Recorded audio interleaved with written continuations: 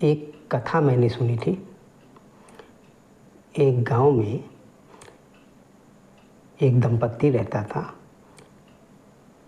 और जो आदमी है वो रोज़ टहलने जाता था, रोज़ सुबह सुबह टहलने जाता था। और गांव में जो उस आदमी का व्यक्तित्व था वह बड़ा ही कठोर था, बड़ा ही क्रोधी स्वभाव का वो व्यक्ति था। तो वो रोज़ सुबह टहलने जाता था और जब वापस आता था तो एक घर के पास उसका पैर ठिठक जाता था, वो वहाँ से आगे नहीं बढ़ पाता था क्योंकि उस घर में एक प्यारी बच्ची ने जन्म लिया था। छोटी सी बच्ची थी, बहुत ही प्यारी थी, बहुत ही कोमल, सुंदर।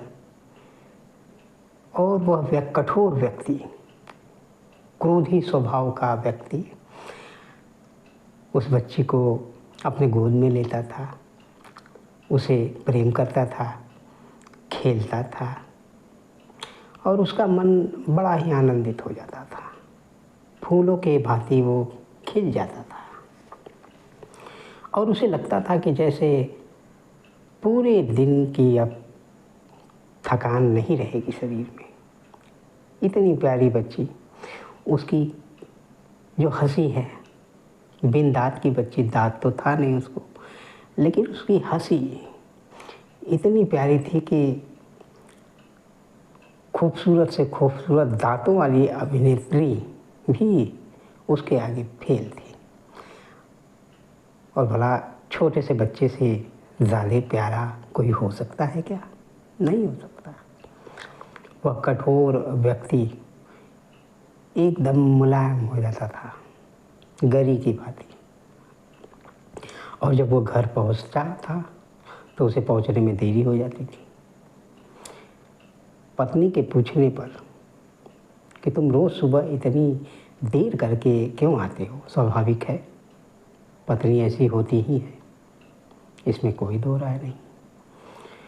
और वह व्यक्ति अपनी पत्नी से मजाक में ही कह देता था कि बिन दांत की एक औरत मुझे मिलती है और मेरे कदम वहीं रुक जाते हैं। जब मैं उससे थोड़ा बातें कर लेता हूँ, मेरा समय थोड़ा सा कट जाता है, तभी मैं आता हूँ। पत्नी को यह बात ठीक नहीं लगी कि किसी गैर महिला के साथ मेरा पति, और ये कर भी कैसे सकता है, ये इतना ढीठ और क्रोधी स्वभाव का व्यक्ति, ये तो अपने स्वभाव के बड़ा ही विपरीत है। खैर, बात आई गई हो गई। कुछ दिन बीतने पे औरत ने सोचा कि हो सकता है मेरे पति को बिन दांतों वाली औरतें ज़्यादा पसंद हो, भाती हूँ। और उसने अपना ऊपर और नीचे के दो दो दांत तोड़ दिए और फिर पत्नी के सामने गई, बोली अब तो मेरे भी दांत नहीं, अब तो मैं भी अच्छी लग रही हूँ। पति अपना सिर पीट लिया और करेगा अभी क्या बेचारा। परमात्मा भी ऐसा ही है। जब एक कठोर प्रवृत्ति का इंसान एक छोटे से बच्चे को देखकर, उसकी कोमलता को देखकर मोम की तरह पिघल जाता है, उसके सारे दुख आधे हो जाते हैं, भूल ही जाता है कि किस बात का क्रोध, किस बात का दुख, किस बात का तनाव।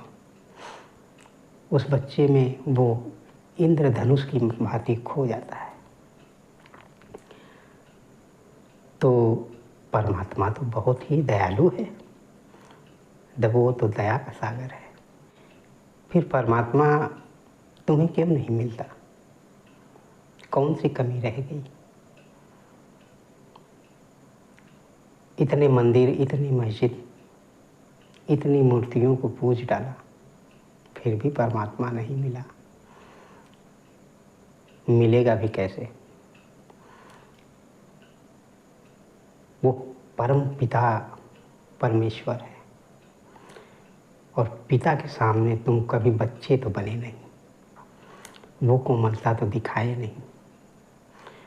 तुम तो एक गंभीर व्यक्तित्व के समझदार व्यक्ति बने। वो कोमलता तो है ही नहीं।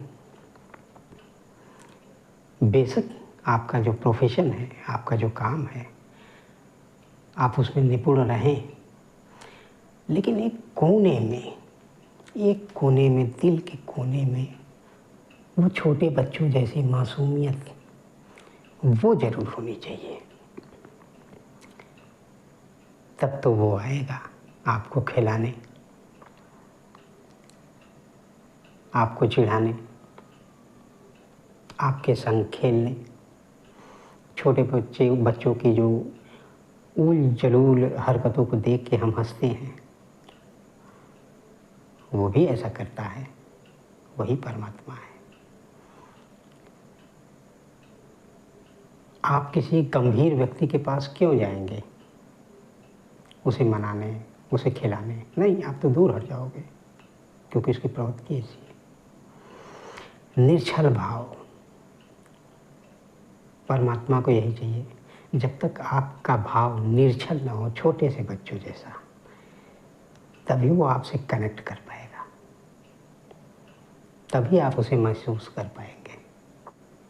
और परमात्मा ने तो ये सुविधा भी दे रखी है कि उम्र आपकी बढ़ती नहीं, घटती है।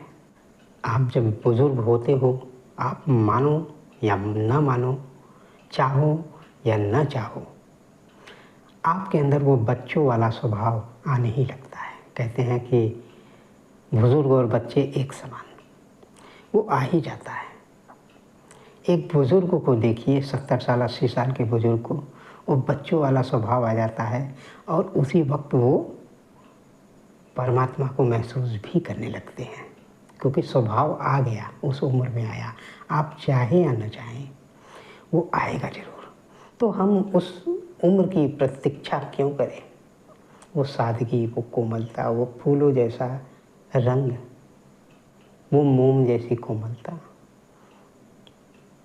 क्यों नहीं हम दिखाते हैं? और परमात्मा को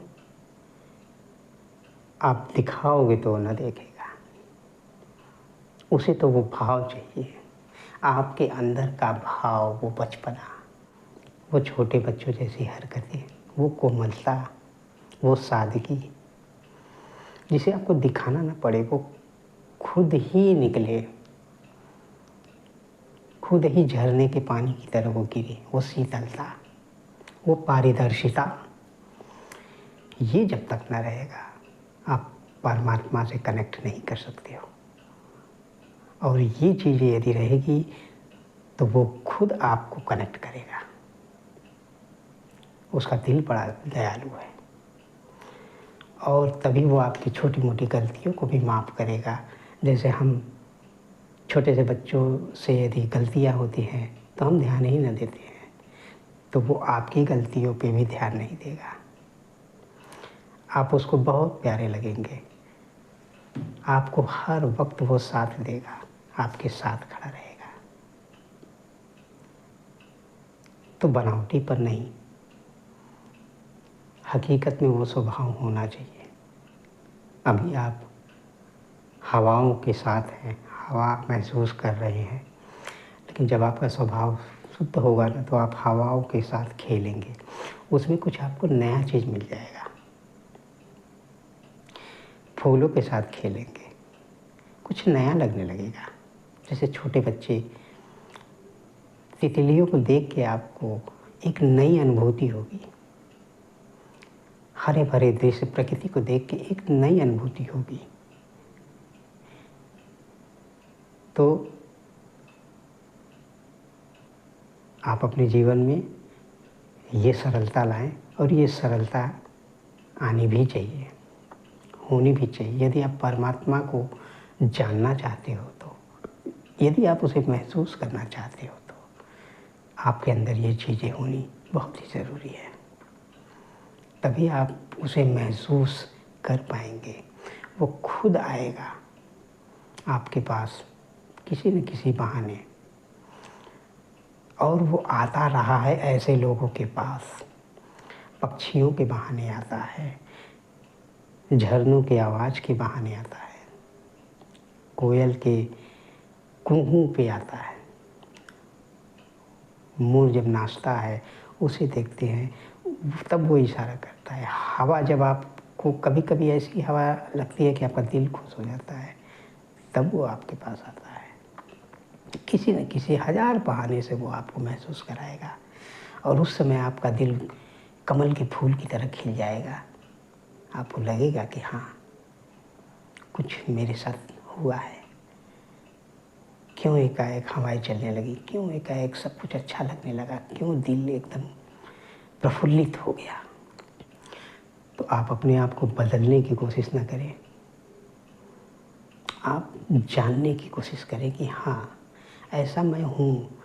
अपने अंदर आप उस चीज़ को खोजने की कोशिश करें कि हाँ, मैं भी ऐसा हूँ। परमात्मा के हम सब अंश हैं।